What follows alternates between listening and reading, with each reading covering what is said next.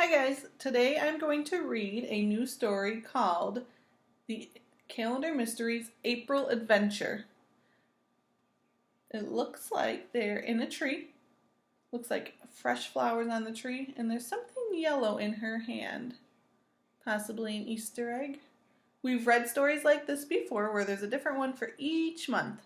Unfortunately, we weren't able to finish the March one, but since it's April now, and I'm going to read this. I'm going to read a couple chapters actually because I want to be able to finish it before April is over, which is actually going to be here before we know it. So I'm going to read a couple chapters today, and then the next time I read, we'll continue with the story.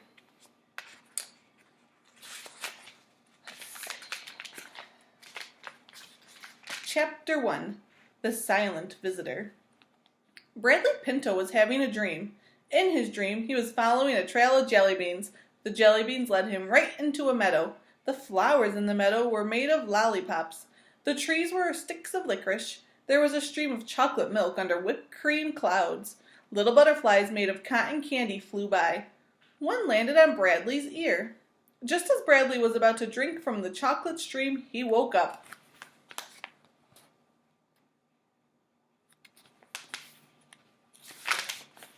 Something had touched his ear. Something real. Bradley opened his eyes in the dark bedroom. He saw a shadowy figure tiptoe toward the door. Then the figure was gone.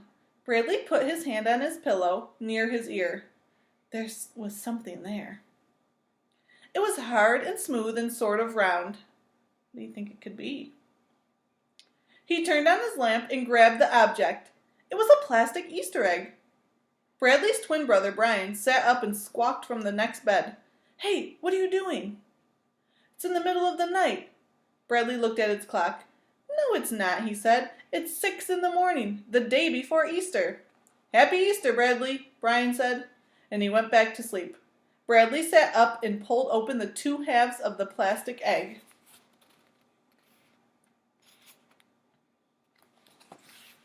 Inside, he found a folded note with these words, Don't wake the grown-ups. Signed, The Shadow. What's going on? Came another voice.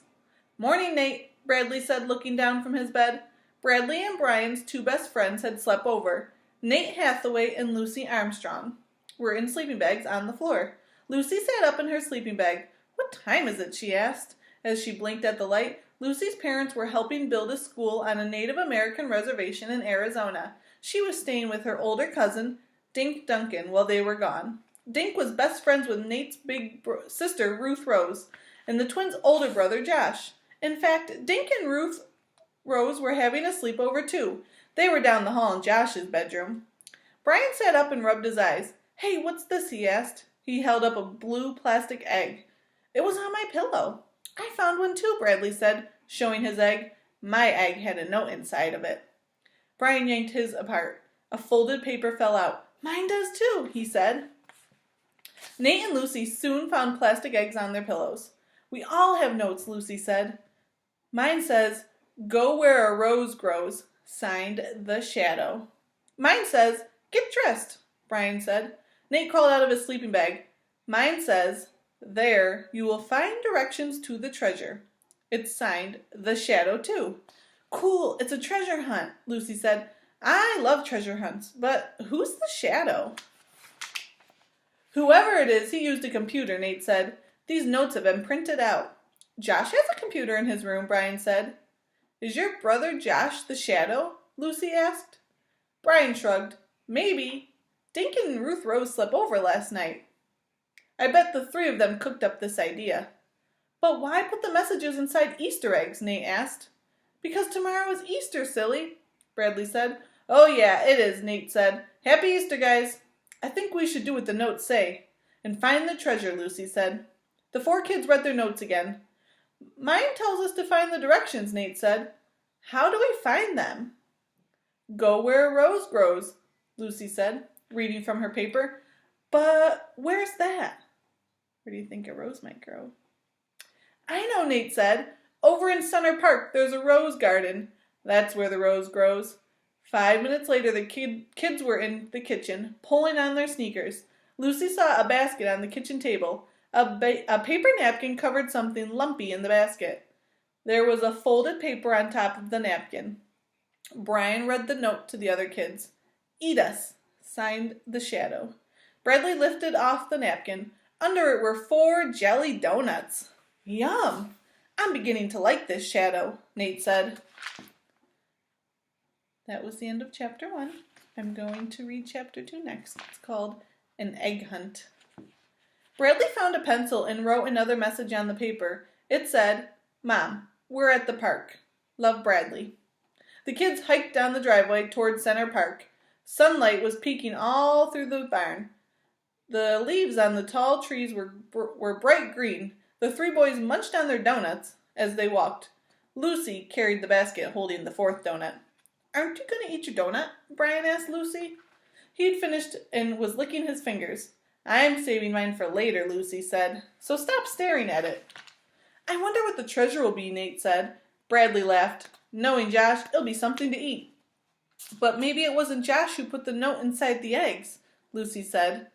Then who did it? Brian asked. Our parents wouldn't do it. When I first woke up this morning, I saw someone in our room, Bradley said, sneaking away from my bed. Who was it? Brian asked. Bradley shrugged. It was too dark, and he left the room real fast. Did he hop out of the room like a bunny? Lucy asked. She had a smile on her lips. Bradley giggled. No, he glided out like a shadow, he said. The kids crossed Pleasant Street and entered Center Park. The rose garden was inside a white picket fence. Most of the rose bushes had small buds on them. Some had early blossoms. The bushes were planted in a big circle around a fountain. A statue of a fish stood on its tail in the fountain. The fish's open mouth spouted water. On the other side of the rose garden was a pond surrounded by bushes and tall grass. In the middle of the pond was a small island with a tree in the center. Hey guys, look! Lucy was pointing at a fat raccoon walking out of some bushes near the pond. 3 baby raccoons followed her. They all waddled past the kids and entered a grove of trees.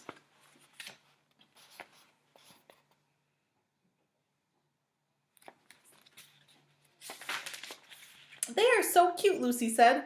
Just then they heard barking. A man was walking a small white dog through the park. He carried a paper bag in one hand.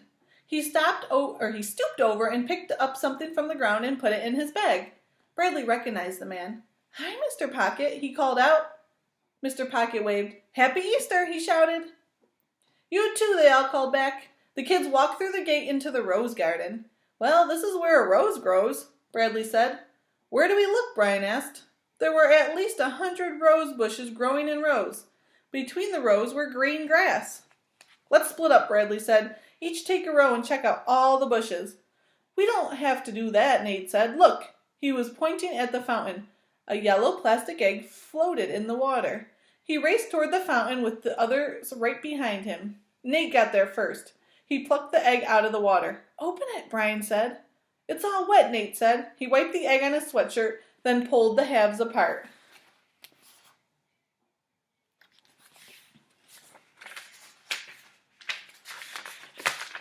There's another note, Lucy cried. Nate unfolded the note and read it to the other kids. There are 11 more plastic eggs. You must find the 4 real eggs to get the treasure. Signed, The Shadow.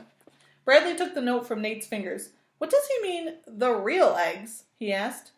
Real must mean not plastic, like this one, Nate said. He held up the 2 halves of the one they found in the fountain. He put them back together and set the egg in Lucy's basket. Brian grinned. Like fried eggs? He asked. Gee, I hope the shadow hid some ketchup. I like ketchup on my eggs. Nate laughed out loud. You crack me up, he said. Get it? Crack me up? Let's look for the rest of our eggs, Bradley said. Center Park covered a wide area. Inside the park there were the rose garden, the pond, and a band shell. The band shell was a little platform with a roof over it. In the summertime, musicians played music on the platform. People would gather on the lawn to listen. A grove of trees grew near the rose garden. Wooden benches had been placed around so people could sit and enjoy the roses. On one side of the park were the high school playing fields. Next to the high school was a meadow, and next to the meadow was the lawn surrounding Green Lawn Elementary School. How do we find Easter eggs in all of this? Brian asked. These plastic eggs are bright colors, Lucy said. We should be able to see them from far away, she From far away, she had began eating her jelly donut. Nate climbed into one of the benches. He looked around. I don't see any, he said. Let's just start, Bradley said. We should look in a different place. I'll go check out the pond. I'll search around those trees, Lucy said. I'll stay around here and look in the roses, Brian said. Okay, I'll snoop around the band shell, Nate said. He wiggled his eyebrows up and down. Sometimes people drop money there. If you find any, you have to share, Brian said. Ha, Nate said as he raced away. Carrying her basket, Lucy took off for the grove of trees. Bradley headed toward the pond. He walked through the tall grass and reeds. He read a sign that said, Please do not feed the swans. Bradley stepped carefully up to the water's edge. Last summer, he had seen a long black snake there, lying in the sun. Josh had told him that snapping turtles live in the pond too. They came out of the water to lay their eggs. Bradley placed his feet carefully. He didn't want to step on a snake or turtle. At the edge of the pond, Bradley parted a clump of grass. He peered down at the ground. He only saw rocks and muds and weeds, no plastic Easter egg. Suddenly, Bradley froze. He held his breath. Something was hissing at him. That is the end of chapter 2. I'm going to stop there, and I will continue reading the next couple chapters on the next time. Bye.